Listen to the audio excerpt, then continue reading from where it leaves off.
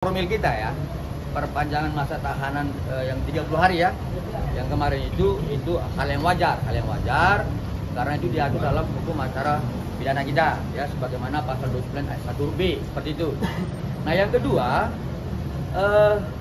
ada informasi yang beredar yang kami dengar juga bahwa perpanjangan masa tahanan ini dengan P19 bolak-balik itu karena kurangnya alat bukti.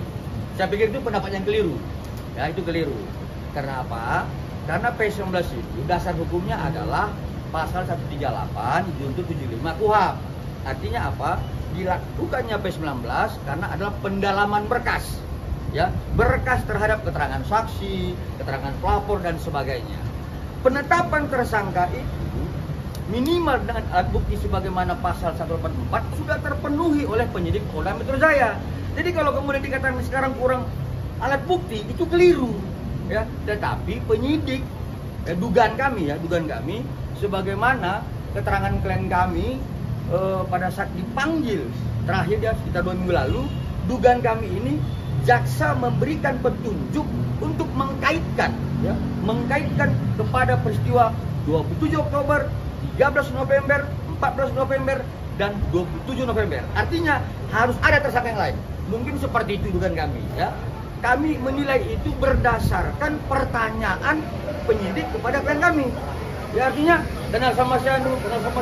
Tidak ada terhadap tersangka yang dua di dalam, tidak ada.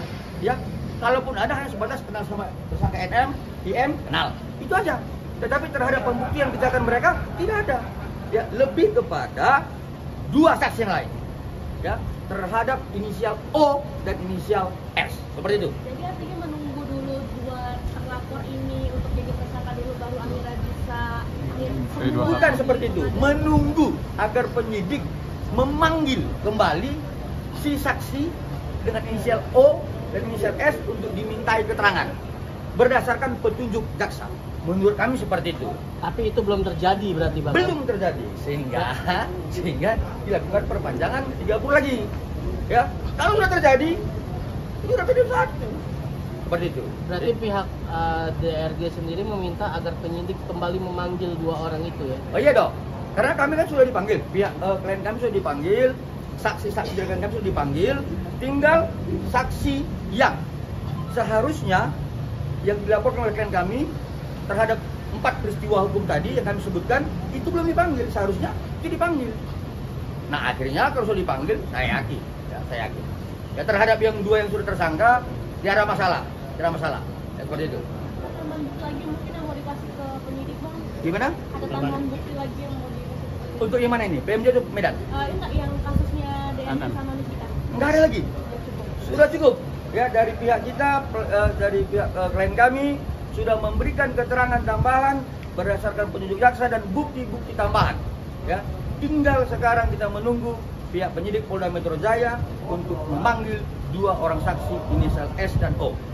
Baru selesai. Ada persiapannya dulu masih Bang, karena kan setelah 30 hari kan ada kemungkinan kita bisa bebas gitu karena kurangnya bukti dan segala macam. Dari Abang sendiri udah siap melaksanakan lain belum? Sebenarnya kalau itu kan kita tetap kepada asas formil ya. Tidak ada langkah-langkah di luar itu. Ya, tetap kita mengacu kepada hukum acara pidana. Kalau di luar itu berarti rusaklah hukum kita.